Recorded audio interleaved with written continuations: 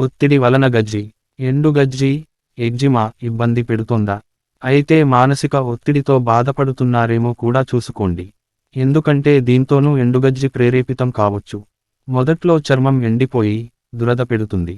తర్వాత దద్దు ఆరంభమవుతుంది. ఒత్తిడితో పాటు ఇది ఎక్కువవుతూ వస్తుంది. ఒత్తిడికి లోనైనప్పుడు కార్టిజోల్ హార్మోన్ పెద్ద ఎత్తున విడుదలవుతుంది. ఇది అన్ని అవయవాలతో పాటు చర్మానికి చేరుకుని, ప్రభావం చూపుతుంది. మరోవైపు అలర్జీని తెచ్చిపెట్టే హిస్టమిన్లు విడుదలవుతాయి. ఇవి దురదను పుట్టించి, ఎగ్జిమాకు దారితీస్తాయి. అలాగే ఒత్తిడి ప్రతిస్పందనలో భాగంగా పుట్టుకొచ్చే ఇమ్యునోగ్లోబులిన్ ఈ కూడా దురదను మరింత ఎక్కువ చేస్తుంది. మొత్తం మీద మానసిక ఒత్తిడి మూలంగా ఒంట్లో తలెత్తే ప్రతిచర్యలు చర్మం మీద ప్రభావం చూపుతాయి. లోపల ఒత్తిడిని ఇలా బయటకు ప్రతిబింబించేలా చేస్తాయి. ఏంటి సంబంధం? బ్యాక్టీరియా వంటి హానికారకాలు శరీరంలోకి ప్రవేశించకుండా చర్మం కోట గోడలా అడ్డుకుంటుంది. చర్మం మీద మంచి చేసే సూక్ష్మక్రిములతో పాటు నూనెలు, తేమ కూడా ఉంటాయి. ఇవన్నీ చర్మం ఆరోగ్యానికి తోడ్పడతాయి. మానసిక ఒత్తిడితో ఈ సూక్ష్మక్రిముల ప్రపంచం కుదేలవుతుంది. వీటి మధ్య సమతుల్యత లోపిస్తుంది. కార్టిజోల్ హార్మోన్ చర్మం నూనెల ఉత్పత్తిని దెబ్బతీస్తుంది. దీంతో చర్మం పొడిబారి, చికాకు తలెత్తుతుంది. ఎండుగజ్జి గలవారిలో చర్మం పొడిబారటం, గరుకుగా అవటం, దురద, దద్దు, వాపు, అక్కడక్కడా మందం కావటం వంటి లక్షణాలు కనిపిస్తుంటాయి. ఒత్తిడి పెరుగుతున్న కొద్దీ ఇవి ఎక్కువవుతుంటాయి. కొందరికి ఎక్కువగా వస్తుందా? తరచూ గజ్జి ఉధృతమయ్యే వారికి ఒత్తిడి మరిన్ని చిక్కులు కలిగిస్తుంది. ఇది చర్మంలో వాపు ప్రక్రియను, ఇన్ఫ్లమేషన్, మరింతగా ప్రేరేపిస్తుంది. గజ్జి లేనివారిలోనూ మానసిక ఒత్తిడి మరీ ఎక్కువైతే ఎగ్జిమాకు దారితీస్తుంది. అతిగా ఒత్తిడికి గురిచేసే ఘటనలు ఎదుర్కొన్న వారికిది వచ్చే అవకాశముంది. భావోద్వేగాలతోనూ ఎండుగజ్జి, మానసిక ఆరోగ్యం, భావోద్వేగ సమస్యలకు దగ్గరి సంబంధముంది. నిజానికి ఎగ్జిమా గలవారిలో 30% పైగా మందిలో ఆందోళన, కుంగుబాటు కనిపిస్తుంటాయి.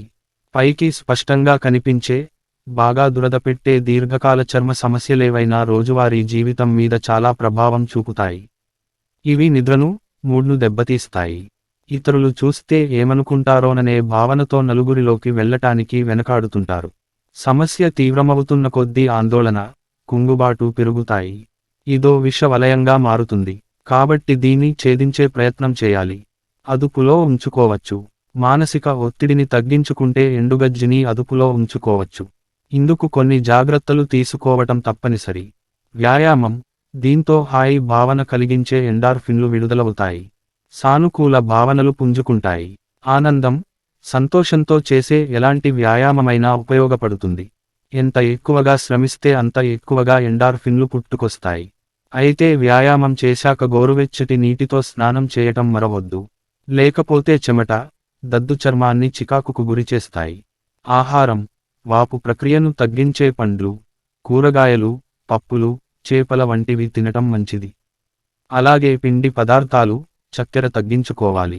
నిద్ర, ఒత్తిడి, గజ్జి తోడైతే కంటి నిండా నిద్ర పట్టటం కష్టం. కానీ నిద్ర పట్టేలా చూసుకోవటం అత్యవసరం. రోజూ వేళకు పడుకోవటం, లేవటం. పడుకోవటానికి ముందు సెల్ఫోన్లు, ల్యాప్టాప్ల వంటి పరికరాలకు దూరంగా ఉండటం. పడక గది ప్రశాంతంగా, చల్లగా ఉండేలా చూసుకోవటం వంటి వాటితో నిద్ర బాగా పట్టేలా చూసుకోవచ్చు. మొత్తం మీద రాత్రిపూట 7 నుండి 9 గంటలు నిద్రించాలి. ధ్యానం, యోగా, ఇవి మానసిక విశ్రాంతిని కలిగిస్తాయి. ఫలితంగా ఒత్తిడి తగ్గుతుంది. కాబట్టి మనసును ఏదో ఒకదాని మీద నిలిపి కాసేపు ఏకాంతంగా ఉండటానికి ప్రయత్నించాలి. గాఢంగా శ్వాస తీసుకుని వదిలే ప్రాణాయామము మేలే. చికిత్స తోడు, కొన్నిసార్లు మానసిక వైద్యుడి సాయం అవసరమవ్వచ్చు. డాక్టర్తో మాట్లాడితే ఒత్తిడికి దారితీస్తున్న అంశాలు తెలిసి వస్తాయి. వాటి నుంచి బయటపడే మార్గాలను సూచిస్తారు.